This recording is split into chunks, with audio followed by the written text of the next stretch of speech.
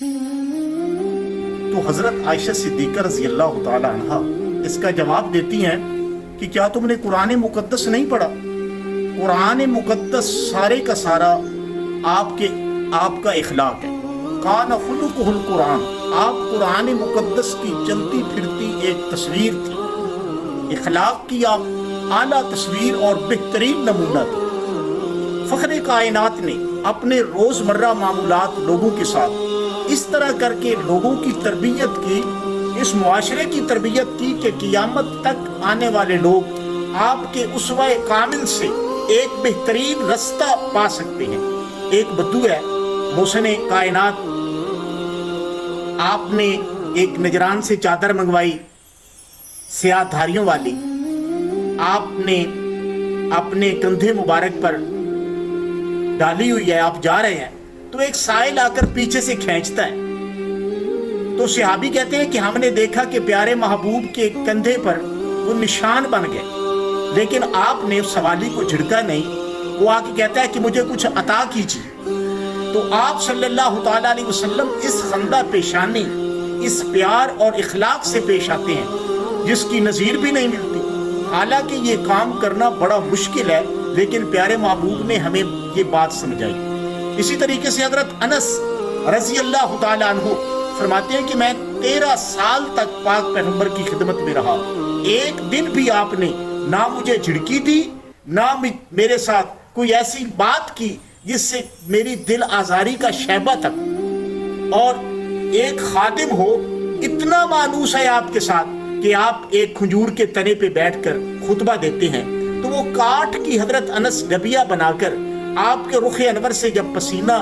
آتا ہے تو پسینے کے قطرے کو محفوظ کر لیتے ہیں حضرت انس۔ عید کے موقع پر وہ قطرہ لگاتے ہیں تو فخر کائنات کے پاس سے گزرتے ہیں تو پیارے محبوب فرماتے ہیں انس یہ اتنی پیاری اور بہترین خوشبو تم نے کہاں سے لی ہے؟ ایسی خوشبو تو میں نے معراج کی رات بھی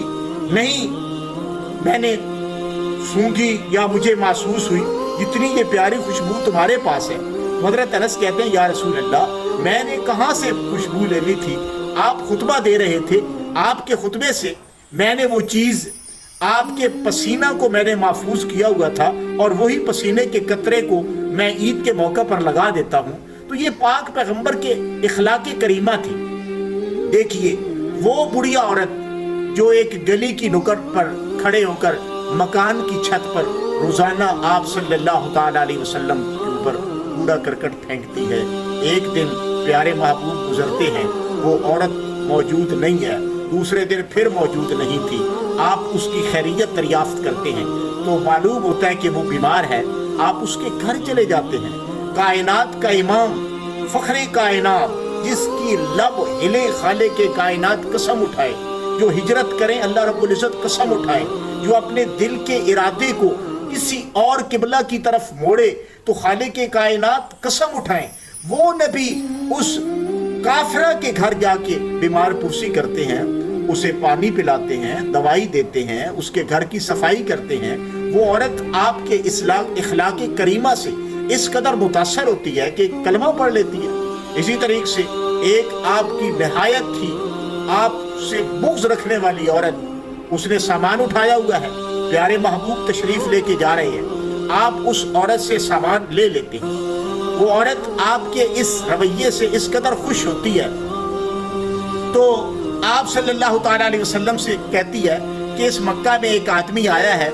اس کا کہا کبھی نہ مانا کرنا، اس نے لوگوں سے سن رکھا تھا کہ یہ ہمارے بتوں کی، ہمارے معبودوں کی وہ مخالفت کرتے ہیں۔ پیارے محبوب نے جب اس کو یہ ساری حقیقت بتائی اور اپنے اخلاق کے ساتھ اس کا اظہار کیا تو وہ بڑھیا فوراً مسلمان ہو گئی اور اس نے کلمہ پڑھا لا الہ الا اللہ محمد رسول اللہ۔ تو حضرات گرامی پاک پیغمبر کے اخلاق کریم، آپ نے کبھی کسی کو جھڑکی نہیں دی، کبھی آپ نے کسی سے غلط